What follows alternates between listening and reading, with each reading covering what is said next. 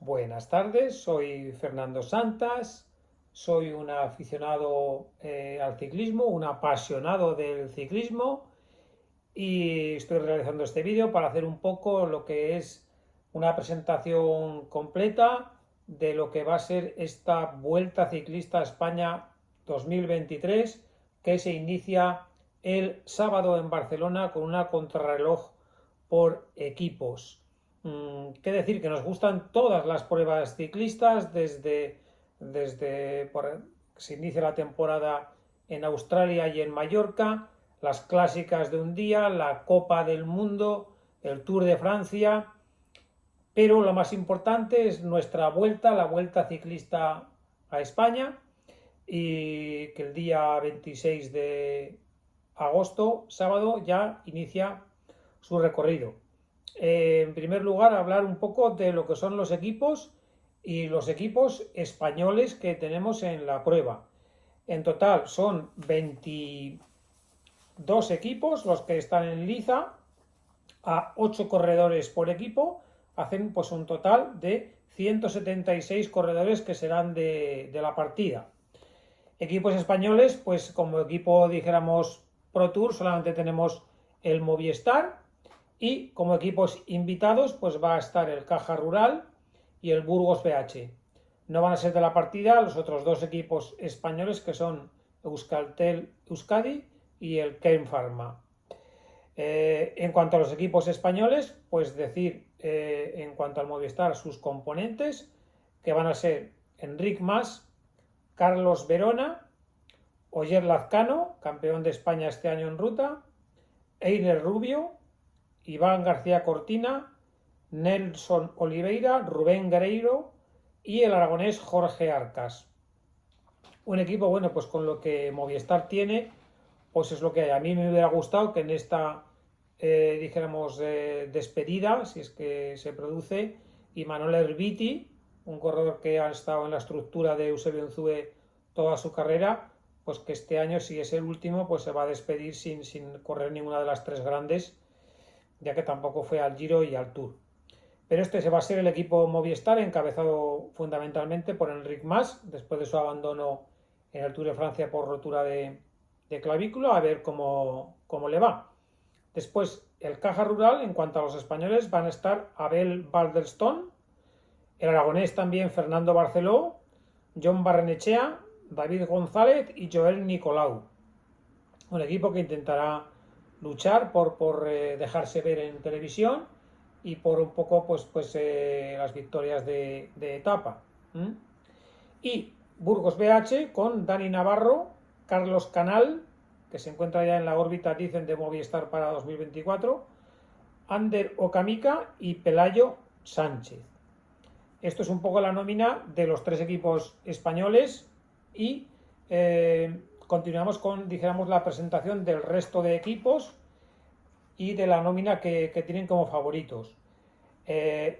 1. Soudal Quick Step, donde destaca nada más y nada menos que Renko Evenepoel, actual ganador de la Vuelta a España del año pasado 2022 y actual, en pesas recientes, campeón del mundo contrarreloj en Glasgow. Después se encuentra en segundo lugar también el equipo AG2R Citroën.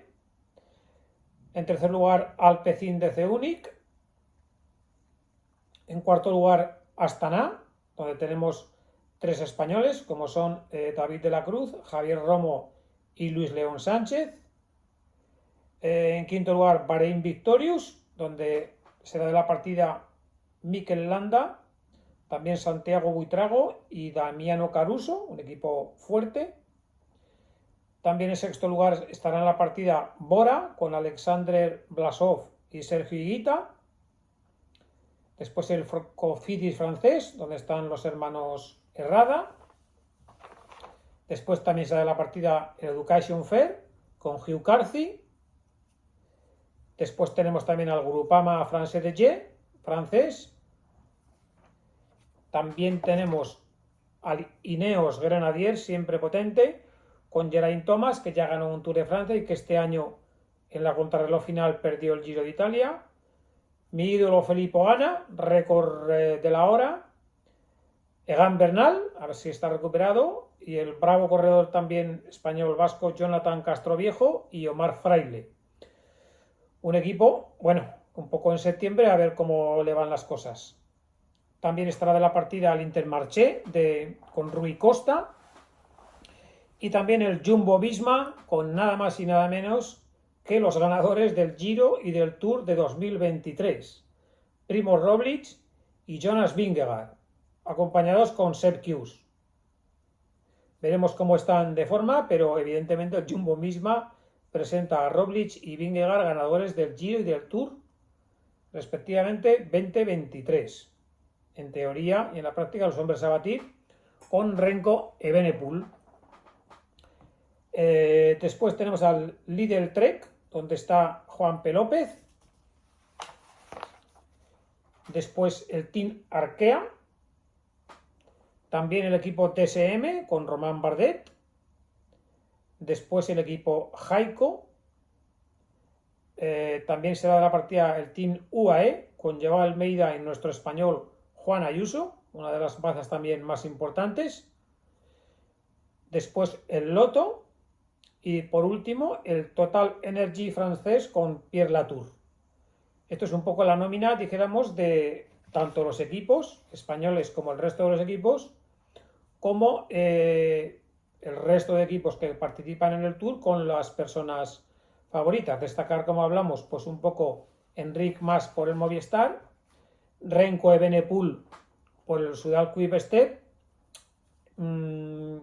no sé si Mikel Landa y Damiano Caruso, no sé si Blasov o Higuita en cuanto a favoritos a poder ganar o sí que por supuesto estar delante, Juan Ayuso y Joao Almeida, como hablábamos por el Team UAE, y sobre todo pues los corredores del Jumbo Visma, con Primož Roglič y Jonas Vingegaard.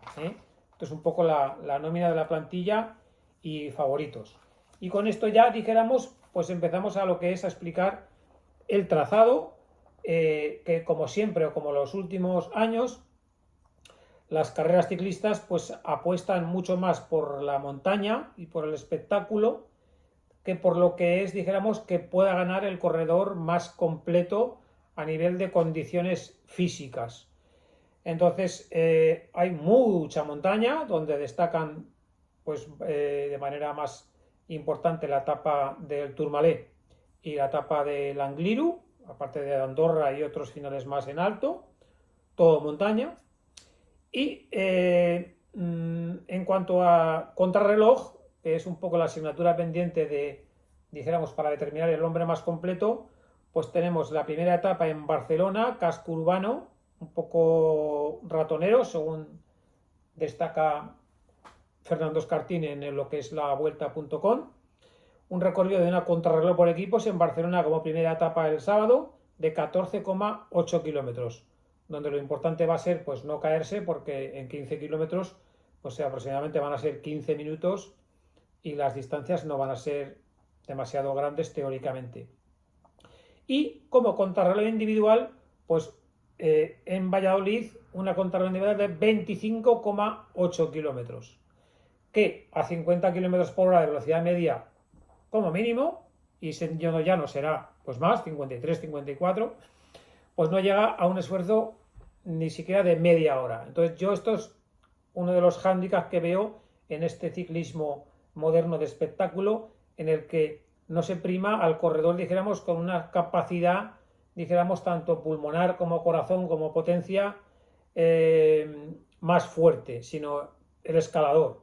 Entonces, una contrarreloj que no va a llegar a media hora como único bagaje para ese hombre completo fuerte, pues yo lo veo escaso, y siempre pues un poco es la crítica que hago a este ciclismo actual. Tendría que haber, no sé si una contrarreloj por equipos más larga, que obligaría a temas técnicos y de coordinación más fuertes que los que hoy hay, pero sí que yo haría una contrarreloj de 40-50 kilómetros en la que los corredores estuvieran contra el crono pues una hora, 45 minutos, 50 minutos, para que ahí se viera, dijéramos, quién es el corredor más completo, no solamente el que tiene el mejor equipo o el que es más escalado.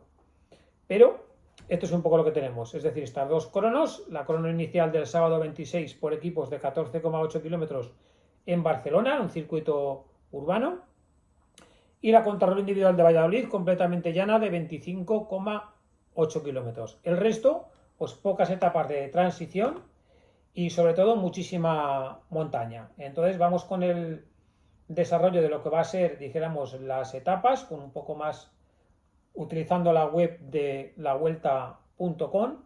Entonces la etapa 2, el 27 de agosto, va a ser Mataró-Barcelona.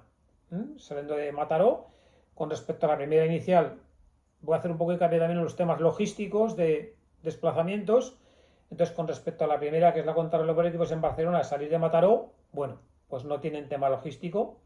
Entonces, esta segunda etapa, etapa 2, consta de 182 kilómetros y si bien no es del todo llana, tiene un col de tercera categoría, el col Bartomeu, el col de Estenalles de segunda y luego ya un poco quebrado y todo llano hasta la meta de Barcelona, pero que llegan en esta etapa 2 subiendo al castillo de Montjuïc, que lo puntúan de tercera. Entonces esta etapa 2, aparte de la corona inicial, pues va a tener ese final en Barcelona con la subida a Montjuïc. Entonces Barcelona hace estas dos primeras etapas, la crono por equipos para lucirse, digamos, a nivel publicitario, y esta segunda terminando también en Barcelona, subiendo a Montjuïc como parte final. Después la etapa 3 es de Suria hasta Arinsal, Andorra. Aquí hay un poco de desplazamiento logístico de la salida, pero ya en la etapa 3, la etapa 2 real, nos encontramos con una etapa de alta montaña, en la que saliendo de Suria, pues la carrera consta de 158 kilómetros, por tanto es una carrera nerviosa porque es corta. Al principio es un terreno ascendente hasta pasar por Solsona, y luego de ahí ya pues también lo mismo, todo ascendente hasta llegar a Andorra la Bella y subir el col de Ordino de 1990 metros, descenderlo, un descenso muy brusco, para subir a Arinsal, donde termina la prueba, a 1914 metros. Es decir, dos puertos muy duros, Ordino y Arinsal, ya en esta etapa 3 de la vuelta, en el cual pues no se puede llegar corto de forma porque nada más en la etapa 3 ya tenemos dos puertos de primera, terminando en Arinsal, Andorra. Etapa 3. De ahí pasamos a la etapa 4, que sale de Andorra la Bella, es decir, no hay desplazamiento logístico, y baja hasta Tarragona. Es una etapa pues, en la que todo el terreno inicial es un poco descendente, son 185 kilómetros, y en la parte final pues tienen el Alto del Beltral y el Col de Lilla para ser totalmente descendente hasta la meta de Tarragona. En esta etapa 4 de 185 kilómetros. Se cataloga como de media montaña, pero bueno, puede ser una etapa bastante llevadera. La etapa 5, aquí sí que hay un pequeño traslado desde Tarragona, porque la etapa sale de Morella, ciudad medieval importantísimo en el Camino del Cid, una ciudad preciosa, y desde Morella la etapa va hasta Burriana. Esta etapa 5 de 186 kilómetros, también catalogada de media montaña por su, digamos, escarpado del terreno, saliendo de Morella, con terreno, dijéramos, de dientes de sierra, hasta sobre el kilómetro 132 subir el collado de la Loba, de segunda categoría, otra vez más repechos, hasta ahí sí que la parte final ya hasta Burriana, ser llana y terreno más o menos descendente. En esta etapa 5, Morella, Burriana. En esta etapa 5, Morella, Burriana, de 186 kilómetros. Así pasamos a la etapa 6, que saliendo de Val d'Uxó, termina en Pico del Buitre, Observatorio Astrofísico de Javalambre, 183 kilómetros. Etapa de montaña y que yo conozco muy bien, puesto que en el Camino del Cid se hace prácticamente esta etapa, solo que al revés. Es decir, La etapa sale de Val d'Uxó, estos 183 kilómetros, todo terreno ascendente hasta pasar por Segorbe, subir el puerto de las Arenillas y después llegar a Mora de Rubielos, Rubielos de Mora, continuar hasta Torrijas para ascender al final al Pico del Buitre, este observatorio astrofísico de Javalambre. Una etapa siempre ascendente desde Val d'Uxó por Segorbe hasta llegar a la Sierra de Teruel y terminar en este observatorio a 1956 metros, con un puerto final muy duro y de nuevo, como ocurría en Andorra, una nueva etapa de montaña en esta etapa 7, Val d'Uxó, observatorio de Javalambre. Etapa 6. La etapa 7 hace un traslado logístico porque ya son 201 kilómetros llanos saliendo de Utiel hasta terminar en Oliva. Estamos en terreno de Comunidad Valenciana, terminando en Oliva, una etapa larga, 201 kilómetros, que se hará pesada, en la que es pues totalmente llana. Esta etapa 8, un poco para sprinter, etapa 7. De ahí pasamos a la etapa 8, que saliendo de Denia termina en Sorret de Catí. Sale de Denia y aquí hay varios puertos, uno de segunda, uno de tercera, uno de segunda, uno de segunda, y al final el Sorret de Catí de primera, terminando en el descenso, una etapa típica y una etapa pues nerviosa y peligrosa con estos 5 puertos, sobre todo subiendo el Sorret de Catí para luego terminar descendiendo en meta.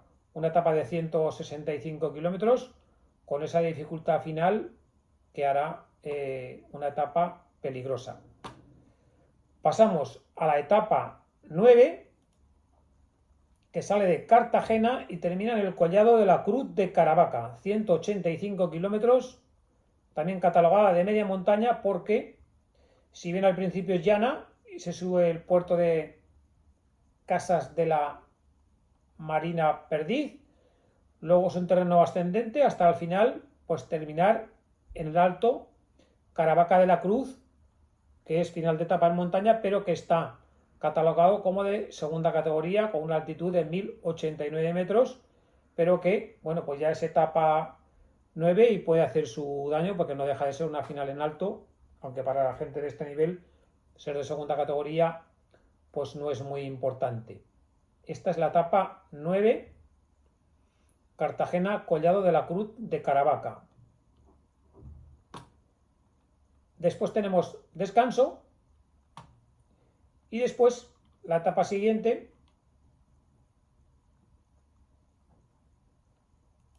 el lunes, como hablamos, Valladolid, 4 de septiembre, descanso, para continuar con la etapa 10 en Valladolid, que puede que sople el aire, con lo cual para la crono sería una dificultad prácticamente llana, un pequeño repecho en el kilómetro 7 u 8, totalmente llana, 25,8 kilómetros, la contrarreloj individual de la Vuelta a España 2023. Como decimos, va a ser menos de media hora el esfuerzo de la lucha contra el crono. Para mi gusto debería haber habido una contrarreloj de 40-50 kilómetros para ver quién es el corredor más completo. Se continuará después de la contrarreloj de Valladolid con la etapa 11, que saldrá de Lerma y terminará en la Laguna Negra, en Vinuesa, territorio soriano, con final en alto. La etapa es llana, saliendo de Lerma, pasa por Santo Domingo de Silos, también tierra del Camino del Cid, Covaleda, Vinuesa, para terminar en la Laguna Negra, Vinuesa. Alto de primera categoría, durísimo, por tanto, etapa a considerar. La Laguna Negra, Vinuesa, 1730 metros de altitud, etapa de montaña, esta etapa número 11 de 163 kilómetros. La etapa 12, yo que soy turiasonense, de Tarazona, por tanto aragonés, la etapa 12 de 151 kilómetros, pasa por nuestra tierra, pasa por Tarazona, sale de Olvega, provincia de Soria, baja a Tarazona, de Tarazona sube por Lanzas Agudas, baja a Borja, de ahí hasta Tauste, y de ahí, en vez de ir dirección Zaragoza, pues se va por Castejón de Valdejasa, a salir a la carretera de Huesca, y entrar a Zaragoza entrando por Villanueva de Gállego para terminar en Zaragoza. Una etapa completamente llana, de 150 kilómetros, en la que se va a hacer una media muy alta y veremos a ver si sopla el cierzo o no sopla en este territorio nuestro, porque si así fuera, pues buena parte del trazado sería aire favorable, pero desde Villanueva de Gállego hasta Zaragoza, si soplara el cierzo, o se hiciera un día de cierzo, porque ya estamos en septiembre, el día 7 de septiembre, pues entonces el aire de costado en los últimos 20 kilómetros podría hacer daño. Esta es la etapa 12, Olvega-Zaragoza. La etapa 13 hace un logístico y nos vamos a Francia, cosa que, bueno, yo pienso que tenemos territorio más que suficiente para hacer en España y, bueno, hay que desplazarse desde Zaragoza hasta Formigal. Y esta etapa 13, etapa mítica, cortísima, 135 kilómetros, cuyo trazado conozco de memoria por haberlo hecho en bicicleta, como muchos cicloturistas, saliendo de Formigal, corona el Portalet, baja el Portalet, recién la carrera salida, pasa por Laruns, se sube el col de l'Aubisque, pequeño descenso del Solou, bajar con otro puerto por medio y subir a el col del Tourmalet por la vertiente Luz-Saint-Sauveur y terminar en la cima del Tourmalet. Un espectáculo de etapa, pero que bueno, es una etapa propia del Tour de Francia. Bien es cierto que este año el Tour de Francia, pero bien por temas económicos, pues ha estado en el País Vasco, ha estado en Holanda, ha estado en muchos sitios, pero dijéramos, claro, ¿qué ocurre? ¿Quién es el dueño de la Vuelta? Pues todos sabemos quién es el dueño de la Vuelta, ¿no? Entonces, pues un poco el trazado también está condicionado por ello. Pero tenemos esta etapa 13, que evidentemente va a ser importantísima en el desarrollo de la Vuelta, como es saliendo de Formigal y subiendo Aubisque y Tourmalet. Una etapa importantísima. De ahí pasamos a la etapa 14, en la que saliendo de la región del Béarn, en Saut-Pétret, en Francia, accedemos a España con 156 kilómetros por la zona de la Rau. Tela de etapa de nuevo, más montaña, etapa durísima, en la que se sube un puerto especial, el col de Urcoré, de categoría especial, el puerto de la Rau, de categoría especial, uno de los puertos más duros del mundo, y terminar en el puerto de Belagua a 1587 metros. Una etapa monstruosa, después de haber hecho el día anterior Aubisque y Tourmalet.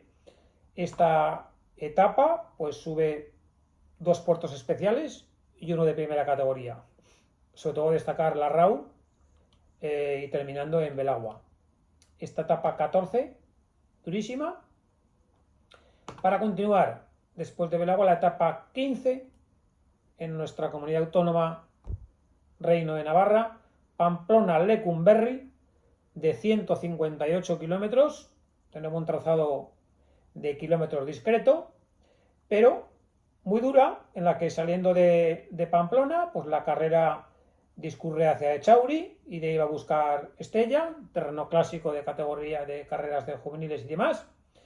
Y de ahí se sube desde Estella al puerto de Lizárraga, de tercera categoría, bajar y se entra en un doble bucle que se hace en el entorno de Lecumberri, subiendo el puerto de el puerto es Zarrarate, que se sube dos veces de segunda categoría, en terreno entre Irurzun y Lecumberri, y este puerto, un trazado que se da dos veces, o sea, una etapa peligrosísima para pues terminar en Lecumberri. Menuda tercera etapa de montaña consecutiva para la gente. Esta etapa 15, 3 etapas consecutivas muy duras. La que hablábamos de Tourmalet, la de Larraú y esta tercera de media montaña en Pamplona. Aquí de nuevo tenemos el lunes día 11, segundo día de descanso en Santander. Para la etapa 16 del martes, Liencres, Playa, Vejes. Final en alto de nuevo. Lunes descanso en Santander. La etapa 16, tan solo 120 kilómetros. Llana de trazado, saliendo de Liencres, Playa, Torrelavega, Suances, Santillana del Mar, Comillas, San Vicente de la Barquera, Unquera y sus corbatas, o sea, una zona muy conocida, para terminar en una subida final a Vejes, puerto de segunda categoría.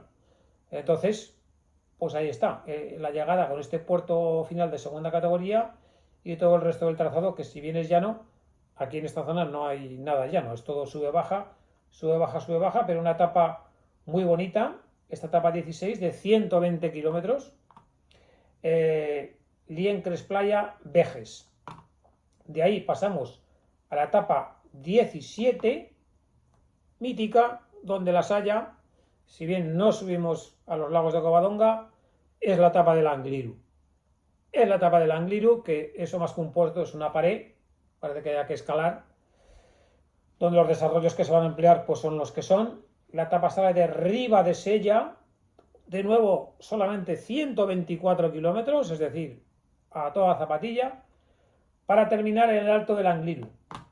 Sale de Ribadesella, Arriondas, Nava, terreno clásico, alto de la Colladella, descender, alto del Cordal, durísimo y peligroso, veremos a ver cómo marca el tiempo, descender el alto del Cordal y subir al alto del Angliru, mítico donde los haya. Otra monstruosidad de etapa, ya no sé cuántas van, todo es montaña, todo es montaña. No hay ni 3 días de llano ni descanso, es como para llegar a Torado, es como para llegar Cansino en septiembre. Veremos a ver cómo están los corredores. Etapa 17, Ribadesella, alto del Angliru. La siguiente, etapa 18, Pola de Allande, la Cruz de Linares. De nuevo, por si podía ser, más montaña. Más montaña. Saliendo de Pola de Allande, un puerto de segunda, puerto de las Estacas, puerto de San Lorenzo de primera, otro puerto de tercera, el puerto de la Cruz de Linares de primera, subir 2 veces a la Cruz de Linares terminando arriba. Excesiva la montaña. Súper excesiva. Etapa 18, 180 kilómetros, con esta subida final 2 veces a la Cruz de Linares. Etapa 19, traslado, La Bañeza, Íscar, 177 kilómetros, llana. Esta es una etapa totalmente llana, pasando por Tordesillas hasta terminar en Íscar.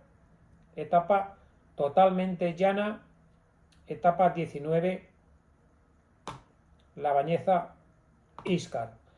La etapa 20, de nuevo más leña al mono, 208 kilómetros por la sierra de Guadarrama, saliendo de Manzanares el Real y terminando en Guadarrama y subiendo el puerto de María de la Almaneda, pues no sé cuántas veces.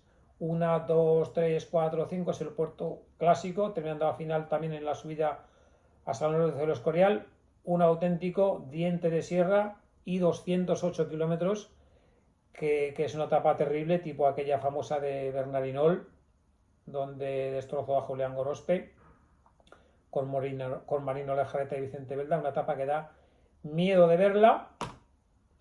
Para ya pues terminar la última etapa, dijéramos un último paseo después de 208 kilómetros, una etapa de 101 kilómetros llana, saliendo del hipódromo de la Zarzuela y terminando en Madrid, Paisaje de la Luz, etapa final de esta durísima, terrorífica Vuelta a España, donde hay 2-3 etapas llanas, una pequeña crono por equipos, la crono individual de 25,8 kilómetros y 15 etapas de montaña en las que vamos a disfrutar todos con esta super nómina de corredores extraordinarios, desde Enric Mas de Movistar, veremos si está en forma, hasta sobre todo Primož Roglič, Jonas Vingegaard, Remco Evenepoel, Egan Bernal, Geraint Thomas, Juan Ayuso. Así que deseando todos que empiece este sábado esta Vuelta a España 2023, que se reparta suerte, que gane el mejor y ánimo a todos los aficionados al ciclismo.